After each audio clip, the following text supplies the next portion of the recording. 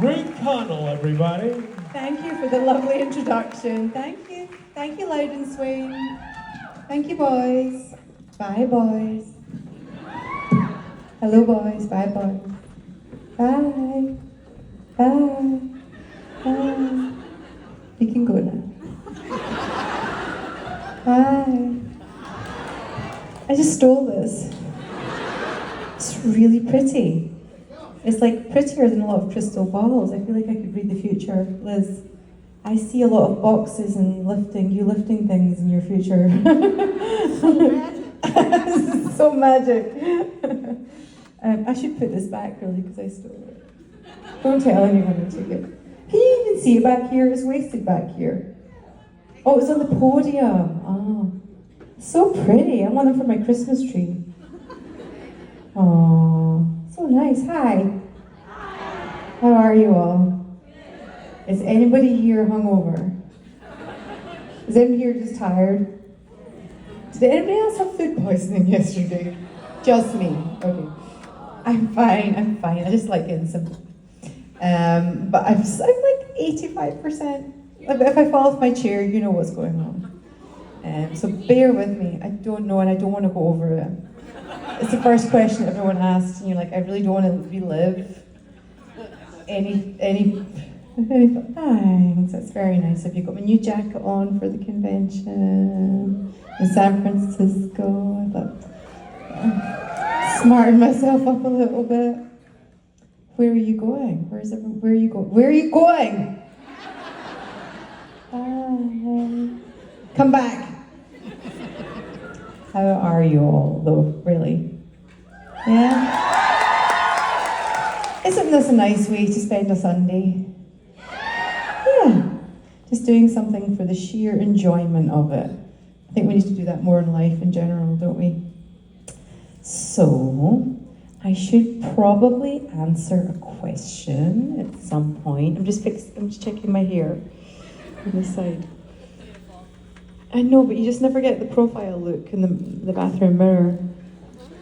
And then when I turn away, I can't see it anymore. You're beautiful.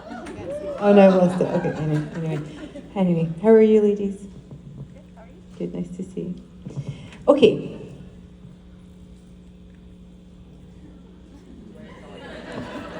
What's your name? Where are you from? What do you want? Hi, I'm Ava from Sacramento, Ava? and I loved you in Dead Boy Detectives. Aww. Thank you so much for watching. Hands up who's seen Dead Boy Detectives. Thank you so much. Okay, hands up if you've not seen Dead Boy Detectives. Okay, now slap yourself in the face with that.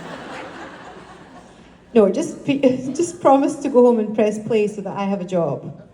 Okay, that would be really, really helpful, both to me and Rich. That would be awesome.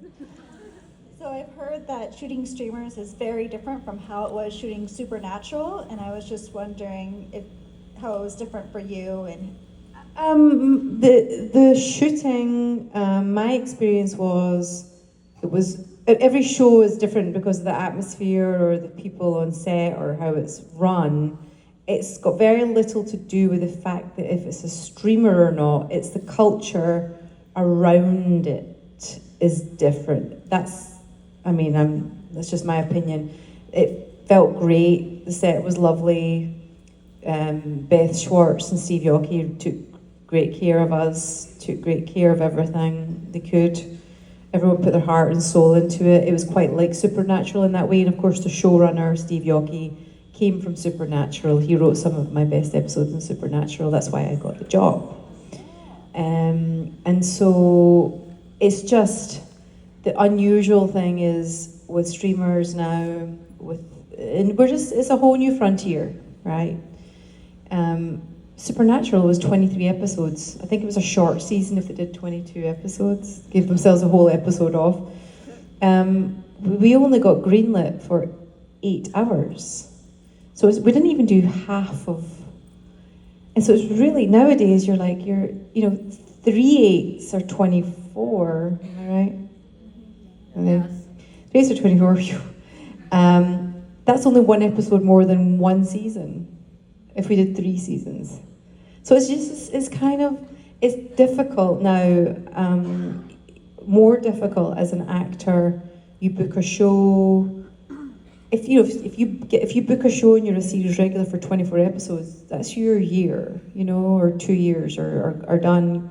You're booked in a show for 8 episodes, and then there's a strike, and then there's lockdown or whatever else is happening, and all of a sudden there's like 4 years of your life have gone by under a certain contract. And I've felt so fortunate to be part of Dead Boy Detectives.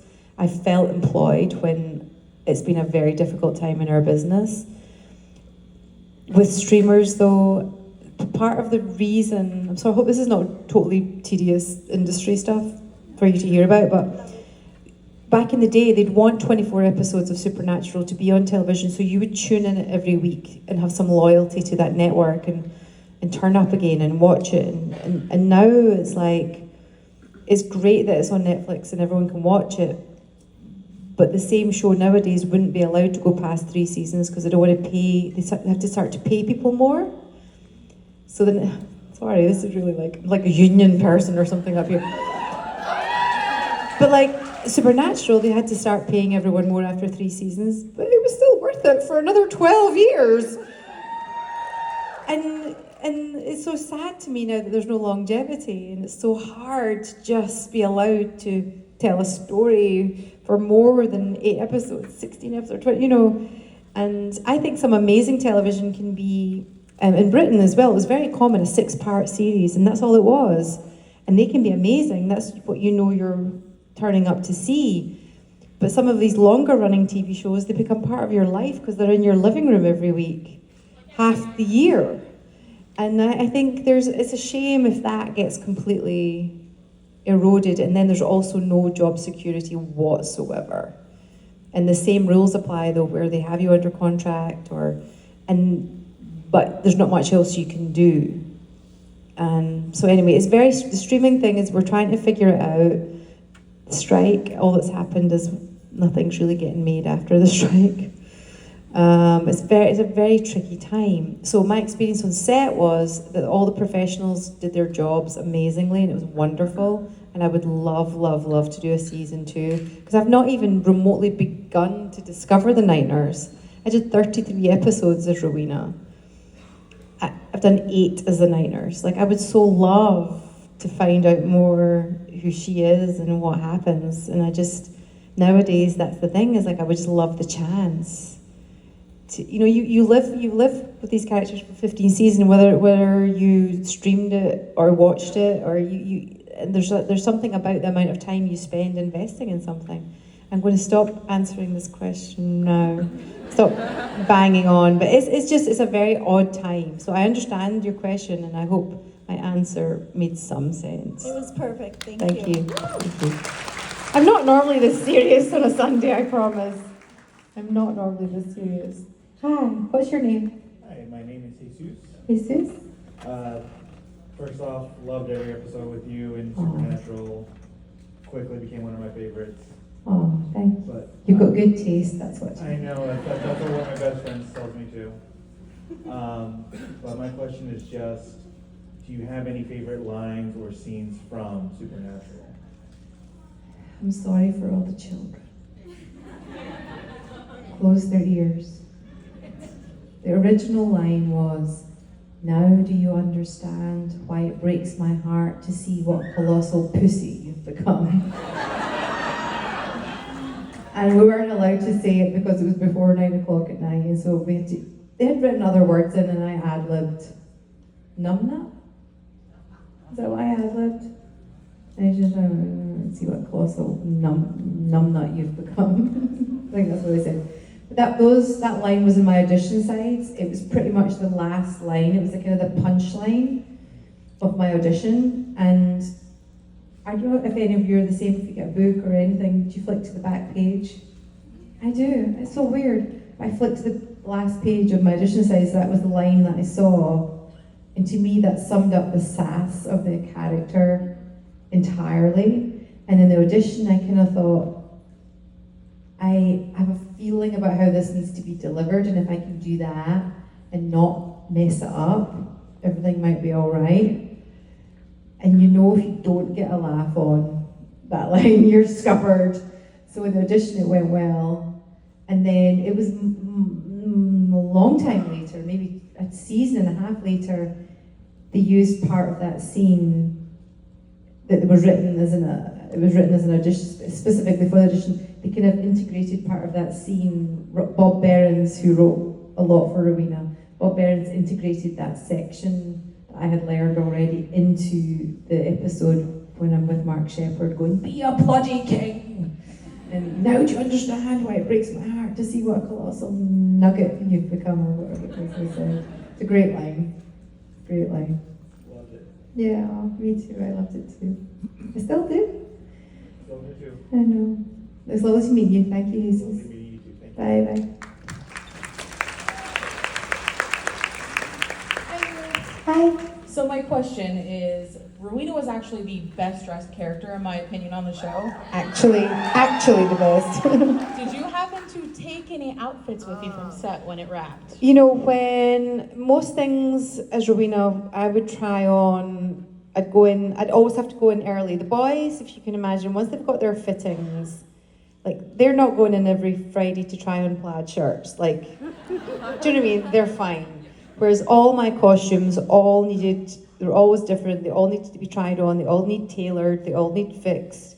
And so I always had to go in a day early. Sometimes I'd fly in on a Thursday to do my costume fitting on a Friday and not film till the Monday. So it adds on a lot of time, but it's worth it because it's such a part of the character. And so I would go in and try the clothes on, and I learned now that sometimes some actresses just won't take a photograph in a costume they don't want to wear. They just won't. Because if you send a photograph, the showrunner can pick that one. So maybe for an episode, maybe you need 3 outfits, you try on 20 outfits, and they send 10 pictures, and they pick 3 of each thing that they'll happily use, and blah, blah, blah, and then it gets whittled down.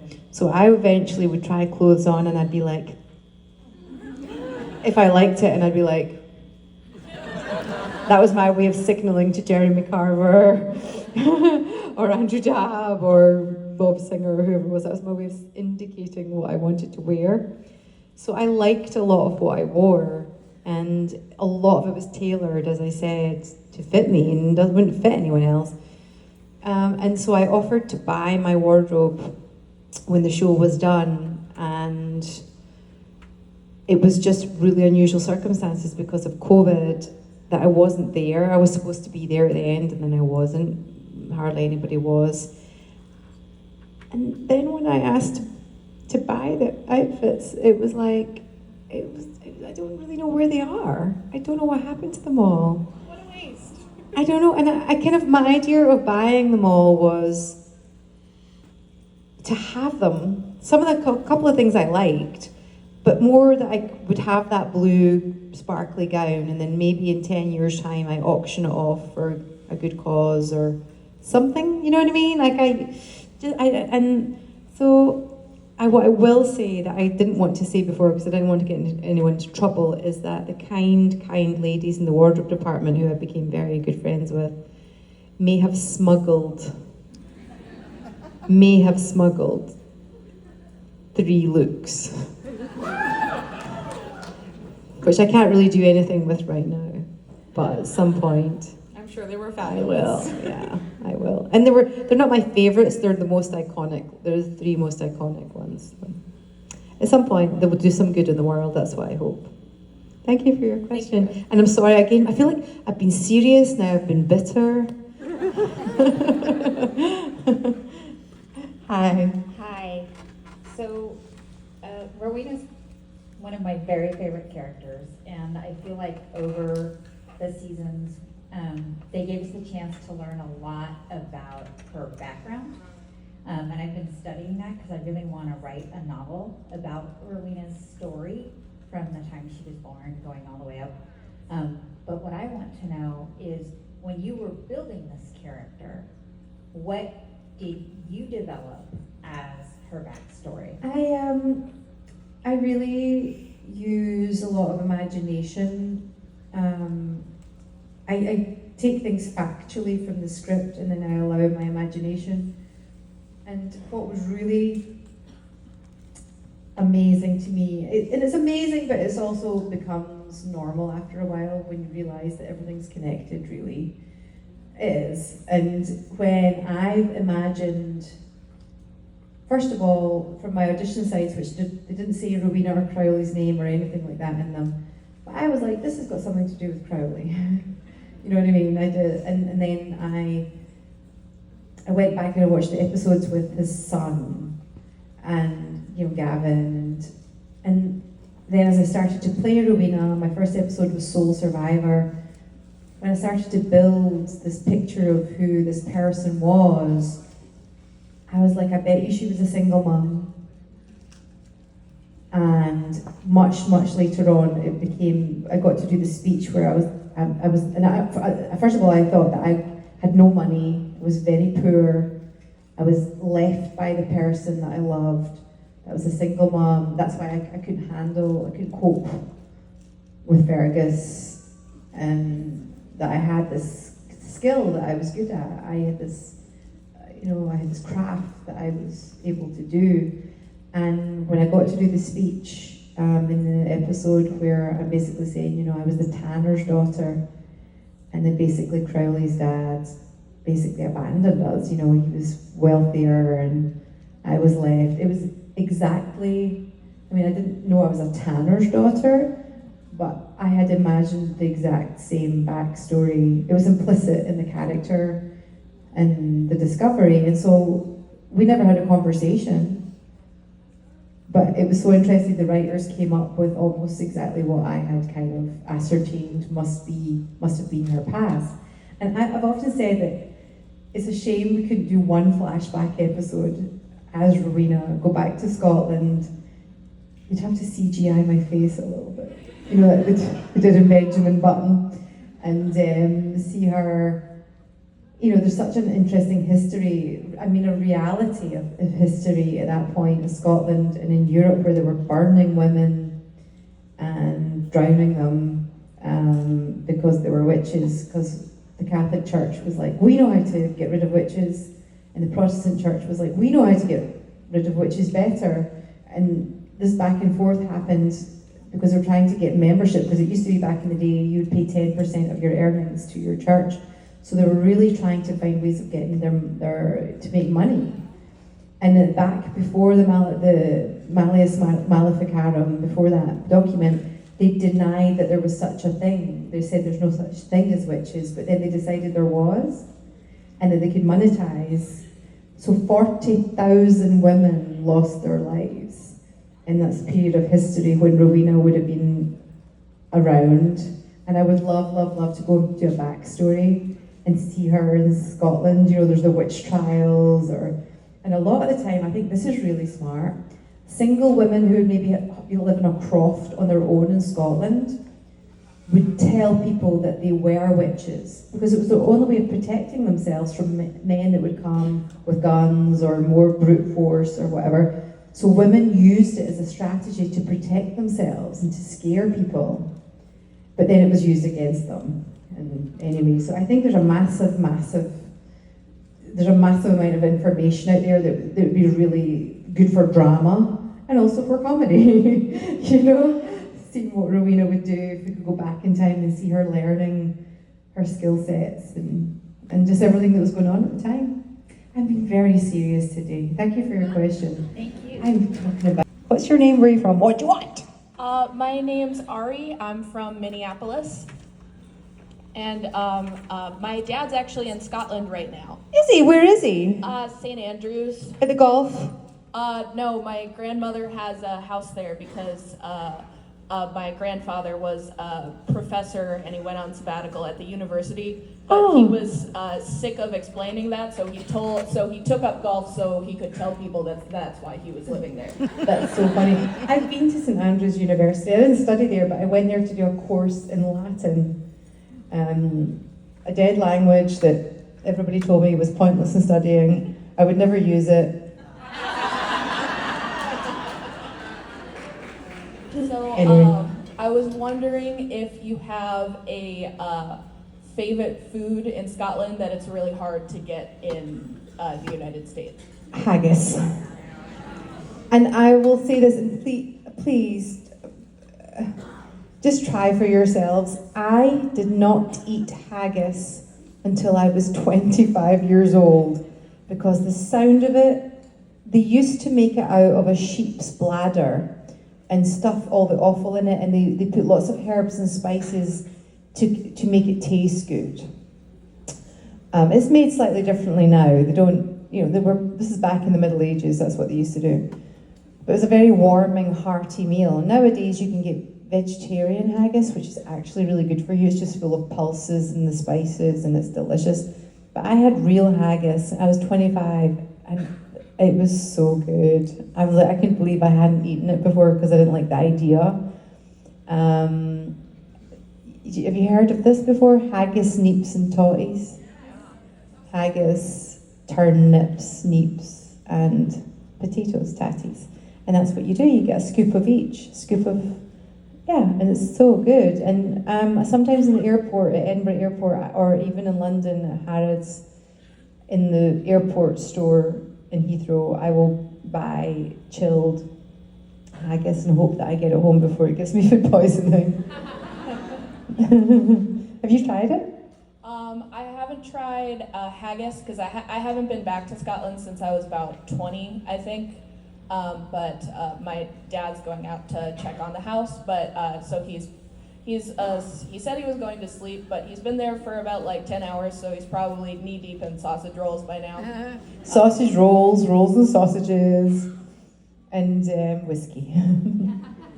Thank you for your question. Thank you. Thank you. Bye.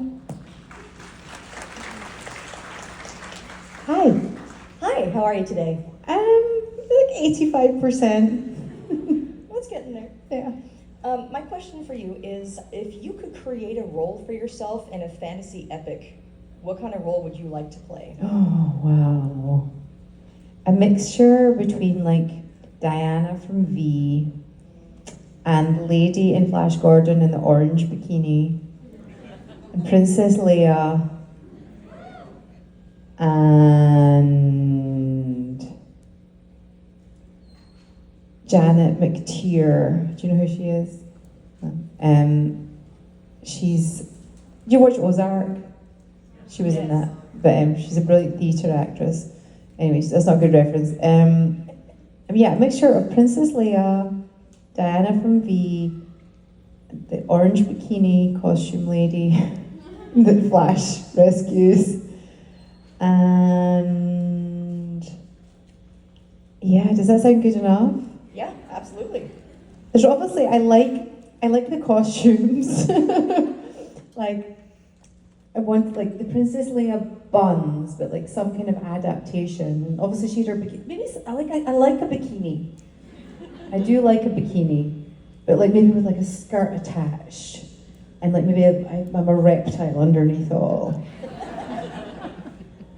Does that sound good? That does sound good. Thank you very much. It's definitely very powerful. Yes. And probably also the queen of something. If not hell, then something, right? That would be, yeah, that seems fair. Yeah? Okay, thanks for your question. Okay, thank you. Hi. Hi. I know a lot of us have been very starstruck when meeting any of you guys. Have you ever been starstruck by any of your castmates in anything you've been in, and how have you dealt with that? I worked with Simon Pegg the year before, and Minnie Driver, and Christopher Lloyd, and I tried real hard to be normal. Normal becomes really intangible, doesn't it? You're like, what is normal now that you're in the presence of? And I just tried to be as normal as I could for their sake. Do you know what I mean? So it wasn't difficult for them. Yes. And they were lovely and gracious. And if you do give people a chance to meet you on a normal kind of level, they will meet you there. Do you know what I mean?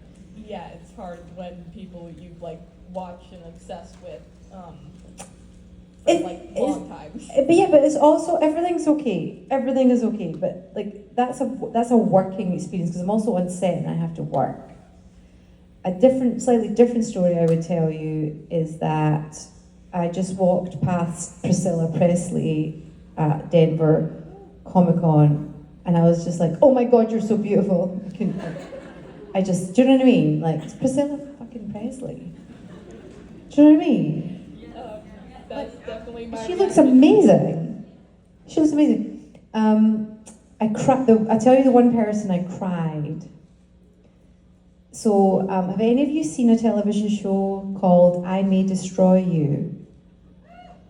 Okay, so it was on. It's a British TV show. It's quite intense. There's an actress in it called Michaela Cole. She wrote a bit like Fleabag. She created it, wrote it, is in it. She's wonderful. She's got razor sharp cheekbones, very stylish looking in real life. And I was leaving Atlanta. I think I'd just filmed Dead Boy, the Doom Patrol. Maybe I was, or something. I can't remember. Anyway. And so I was in Atlanta airport, and Atlanta, LAX, New York, there are certain airports where you're more likely to maybe see somebody famous, or you know what I mean? Like actors go in and out there a lot. And so you're never totally surprised when you see someone there. But anyway, this show, I May Destroy You, is about this woman's real true story of an assault and how she comes through it, and it's just an amazing story, amazingly told. Really about a very serious thing, but told with real humour and gusto. And I kind of get emotional just thinking about it. I was in the airport and I was checking in. We were checking in just in the similar area, and I was like, goosebumps, like that's Michaela Cole. And I'm like, I can just see the side of her cheekbones. I can see this yellow jacket. It's so cool. It was just a really cool jacket. And it's like, that's fucking Michaela Cole. And then I felt this like pressure, like I should say something and then the mere idea of me saying to her, I loved your show meant so much to me, I started to cry. I didn't even talk to her, I started crying.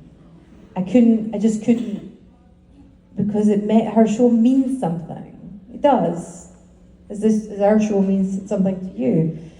And I never spoke to her. I just cried. I just stood behind her and was like, text to drop Michaela Cole. And he was like, oh my God, because he watched the show with me. You know, he thought she was amazing too. And I was like, I'm literally crying in the airport. Because just the idea of speaking to her and saying that, I was like, I can't. I hope to meet her at some other point and tell her the story and be like, and be normal. Like, you know, maybe I'm working with her. That would be the best outcome. So I understand. I totally understand. And I would be really sad if I lost that. Like if I ever see Jennifer Aniston in real life, I'm not going to manage. I have had a girl crush on her for 30 years and it hasn't changed. There's something about her. And Tom Cruise, I'm not going to be okay. I'm 1 degree of separation like 5 times to Tom Cruise at this point. I'm like, if there's ever, I'm not going to be able to speak. Like that's not going to happen. It's not going to work. And I'd be really sad if I didn't care anymore. I'd be really sad if there was no one that I was starstruck over. I think it's lovely to be a fan of something and to have that excitement. That it makes you. It's how you felt when you were a teenager, right? Or you still are, but when you feel young, when you're like, it's so important to have that excitement about something, whether it's a sporting hero or a political hero, or isn't it? It's important to feel that excitement about people. Thank you. Hi. Hi, thank you for being here, and I hope you feel 100% soon. Thank you. I'm working up to 100. So it was an absolute delight to be watching Doom Patrol and see you on it. And I was wondering if you could talk a little bit about how that role came about, or if you have a fun story, since you had to tell some serious stories today. Oh, thanks. So Doom Patrol was a back. Have you heard? As a back again? No, it's not. I'm going to give you more of an industry. It's an industry answer again. Doom Patrol was made on HBO Max for Warner Brothers with Jeremy Carver, who was the showrunner of Supernatural. So Steve Yockey had this idea for Dead Boy Detectives. So Warner Brothers married Steve Yockey with Jeremy Carver and put in 4 of the characters from Dead Boy Detectives into Doom Patrol, because they're from the same kind of universe, to see how the characters would do within Doom Patrol on that net. Does that make sense? It's happened in other shows. Other shows have grown from it, like Titans, and different shows have come up because they were a spin-off. So that was the reason I did. The idea was to begin this character, and I'm just so glad that it completely changed. Because I had to spend so many hours in prosthetics, I hated it. So I loved doing the show. I did not like getting up at 3 o'clock in the morning to do prosthetics. But I loved doing the show. I really bonded with the lovely cast. April Bowlby, she has a little boy, you know, she's a wonderful person, lovely actress. We're still trying to meet up in LA to hang out with our babies. You know, you do these jobs. I bumped into Billy Boyd in the foyer. He had just filmed an episode, and then I was there. And then Michelle Gomez arrived on set before I left, and I fangirled over her. I did. I fangirled in the makeup trailer. I was just like, hi. I've met her once before, but anyway. So there's some really cool, fun things always happen, and I'm still in touch with the original Dead Boys and Crystal, and then I've got my new Dead Boys and Crystal. So I've been in kind of 3 different iterations of it so far, and maybe I'll get to keep going. I don't know. Who knows? But yeah, I did it as so that I could start the character, and yeah, it was really fun to do. It was lovely. Do you watch Doom Patrol? Yeah. Hella quirky, right? Hella quirky. We like that. Hi. Hi, my name is Teresa. I'm from the Bay Area, and I fell in love with Rowena over the course of the show as she evolved. But yesterday I was in a session listening to Mark Shepard, who Don't listen to him. he mentioned that he had envisioned Rowena potentially coming on as maybe his ex-wife. And so I wanted to know what you thought about that potential dynamic. What else did he say? Oh, He always says he this. said he loves you. I know, I love him too. Honestly, when I first read the sides, it could have been that I was his ex, there to give him a hard time, and that Gavin was our son together. As it turned out, I was his mother, and I think it really annoyed Mark, which is perfect. Because that's the point, is I think Rowena was brought in to be an antagonist for Crowley, to give him more story, you know, to give him more background, more fun to play in, and maybe, I don't know, maybe it's less cliched that I was his mother, not his ex. Maybe it was a more, you know, maybe we need to see more mother-son dynamics, or, you know, do you know what I mean? Like, Yeah. maybe it's less. I had no issue with it, and I certainly, if it annoyed him, then I'm glad, because it helps the chemistry and the antagonism in any of the stories. I don't know where it would have gone if I'd been his partner. I don't know, and everyone really enjoyed the fact that I could be his mother, and like pseudo-mother him, even though it was like he was just not having any of it. But somehow I could somehow there was 1% of Fergus still in there that couldn't help but somehow respond to Rowena. And so I think if everyone enjoyed it watching it, I'm not going to wish it different. But I understand what Mark's saying, and it could have worked, I think, but I'm glad it annoys him. Thank you. And I've said the same, I'll say the exact same thing in front of him, like, of course. Hi. Hello, I'm Kim from Colorado. Kim from Colorado. So I absolutely loved Dead Boy Detectives. Thank you for watching. Yeah, absolutely. So typically when I watch TV, it's just background noise. And Dead Boy Detectives, I really had to watch it and focus, and I got so many gold nuggets out of it. And no spoilers, but when you're chatting with Kashi, and he says, you know, you're stressed out, and you're like, how are you not stressed out? And he's like, this is just one of my many adventures. And that is something that I really have started internalizing, because there's stress, but then you can look at it from a different angle. Are there any golden nuggets, gems that you've taken out of either TV shows or movies that you've watched or have been in? There's an incantation I got to do as Rowena. When I'm on the ground, I've kind of got my purple pajama suit on, and I'm on the ground, and I'm like, I think I've got something in my throat, and I'm talking about, it's in Latin, but I'm saying like, unleash my voice, release my power. And at the time, the incantation would do well for most people I know. You know, there's not a bad thing within it to be said. And I remember at the time, like sometimes like life imitates art, imitates life, imitates art, or you know, strange things are happening in your own life where you then see yourself on television saying something that you need to hear yourself. And I'm very, like, I think if you're open at all, you can be touched or moved by the simplest message or thing at all. But that one always, I always think of that time and seeing that episode, what was going on in my life, what I was going through at the time was very difficult. And then seeing myself, hearing the message I needed to hear, again, I'd even said that somebody had written for me that I needed to hear. So I think there's wisdom everywhere. You know what I think is pretty funny now though? You have to have a sense of humour as well.